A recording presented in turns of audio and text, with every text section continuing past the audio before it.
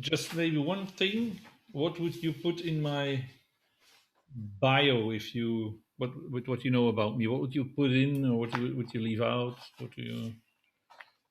It's a detailed question, maybe I know. But. Um,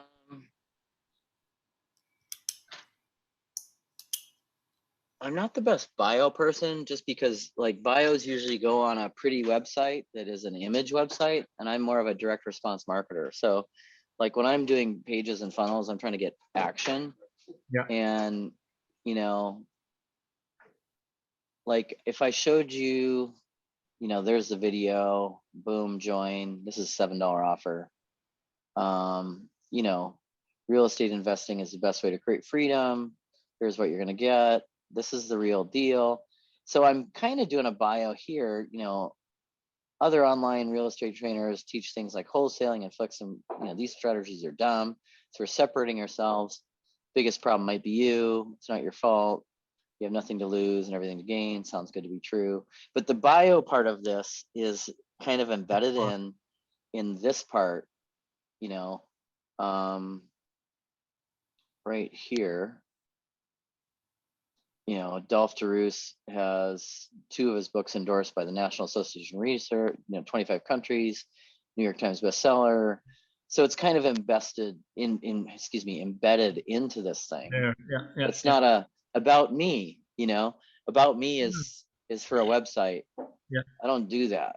Like I find ways of, and then the other way I'll do it in videos, a bio is like, you do the hook first. So you never start, never, ever, ever, never, ever, ever, ever, ever, ever.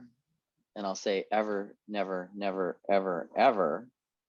One of the biggest mistakes I see people make. Never start your videos with a flying logo with music and say the words, "Hi, I'm Eric. This is who I am." Okay. Yeah. Never, ever, ever, ever, never, ever. And I'm just going to say it for like 10 more seconds just to make sure it sinks in. Ever, ever, ever, ever, ever, ever, ever, ever do that. One of the biggest mistakes I see people make. So a more smooth way to do that is to really hook them. You got to grab them in 5 to 10 seconds, hook them, and then make yourself the reluctant hero.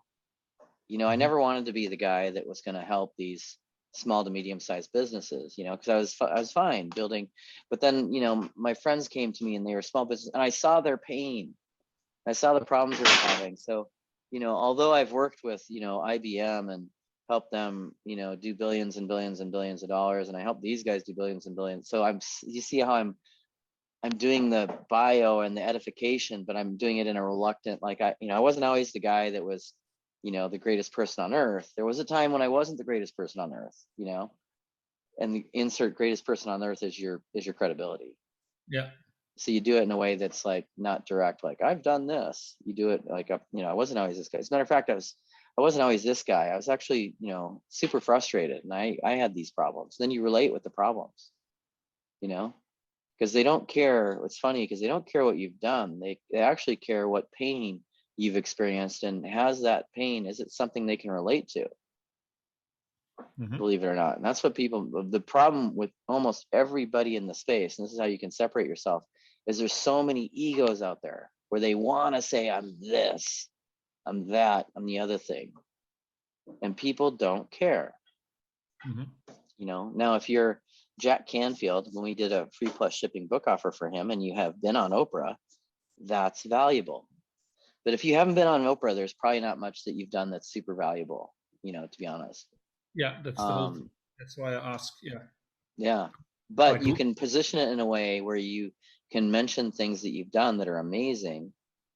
So for me, if I was going to do it, look, I wasn't always the guy that, was featured in Entrepreneur Magazine twice and accepting the Lifetime Achievement Award at the Webby Awards. As a matter of fact, I was homeless.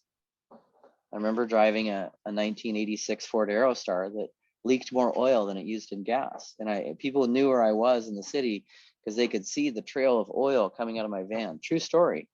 I'd keep oil in the back. And then the back, by the way, didn't have seats. It was like some wall-to-wall carpet. I don't know who had it and what they did with it, but it was awful. Had no air conditioning. I remember it was 118 degrees in the Arizona sun. I was baking in this shitty van. So in that story was, I've been featured in Entrepreneur Magazine twice, true. I accepted a lifetime achievement award at the Webby Awards, also true.